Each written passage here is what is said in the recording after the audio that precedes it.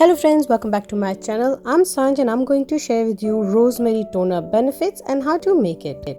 This toner helps with acne, fine lines and aging. To make this rosemary toner, you need to boil 2 cups of water and add 2 strings of rosemary. If you don't have fresh rosemary leaves, then you can use the dried ones. Rosemary is rich in antioxidant and antiseptic properties. It helps fight acne and germs, as well as slows down the aging process. Let this rosemary water simmer for a few minutes and the watercolor turns brownish.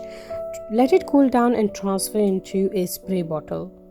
This is such a powerful remedy which helps with swelling and puffiness of the skin.